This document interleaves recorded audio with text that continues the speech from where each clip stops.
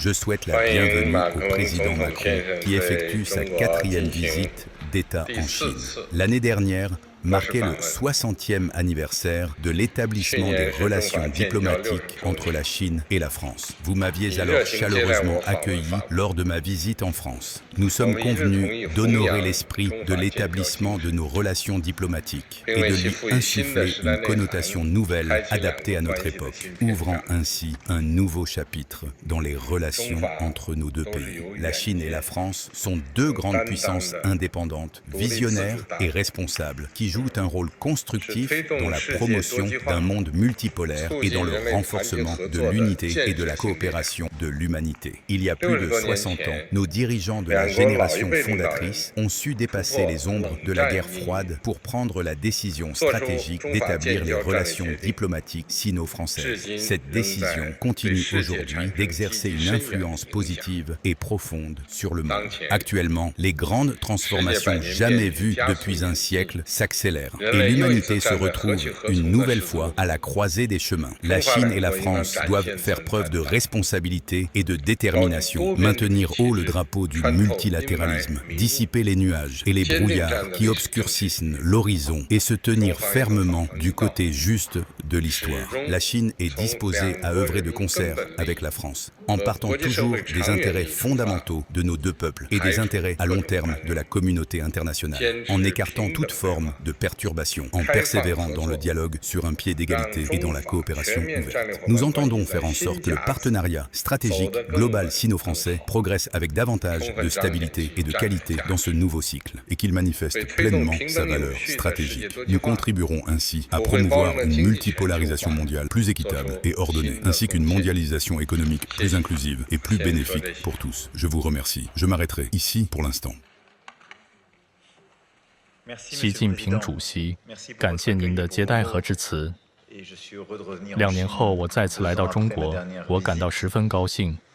我仍然记得上次访问北京和兖州时，您给予我们几位热情和卓越的接待。我们当时决定在各个领域中争双边关系。而您于24年5月对巴黎以及上比利牛斯生的访问，成为我们庆祝两国建交60周年的重要时刻。多次的会晤为我们两国关系注入节奏，也让我们在全球性议题、国际危机以及双边关系等方面不断汇聚共识。我们刚才在小范围会谈中再次提及这些议题，而且毫无疑问，我们将继续深入推进。当今的国际形势充满不断加剧的地缘政治不确定性。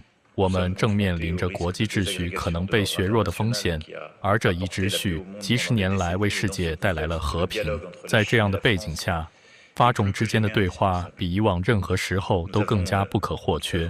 我们在许多方面拥有共同的观点，也会有一些分歧，但我们肩负着共同的责任，超越分歧，找到合作机制和解决争端的方式，以实现我们共同信奉的有效多边主义。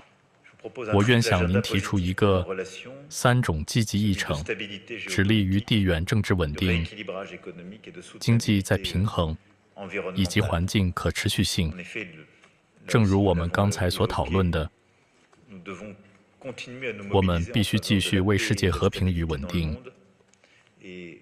做出贡献。从乌克兰到受到战争影响的世界各个地区，我们能够吸收努力的能力至关重要。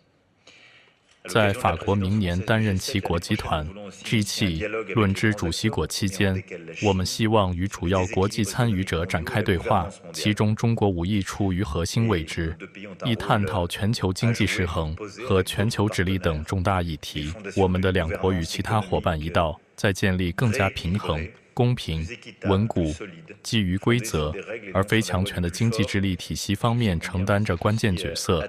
我甚至您对此也非常重视。这种全球再平衡也应提。现在我们的双边经贸关系中，同样，我们有许多可行的路径，相互投资、提升价值联合作、发展多领域伙伴关系。同时，非常重要的是建立信任环境，并妥善处理供应链中的各种不稳定风险。我们刚才也开始提到这些问题。最后，我们必须继续共同努力，为全球性挑战提供切实可行的解决方案。我想到的包括生物多样性面临的威胁、海洋保护，以及对最脆弱国家的金融支持。在所有这些领域，我们的伙伴关系在过去几年里已经证明了其成效。我希望我们能够在这些议题以及双边、经济、文化等各方面继续深化合作。法中伙伴关系始终秉持雄心壮志，致力于和平、繁荣和相互理解。感谢您，习近平主席。感谢我们一直以来的高质量交流，以及我们今天继续开展的深入对话。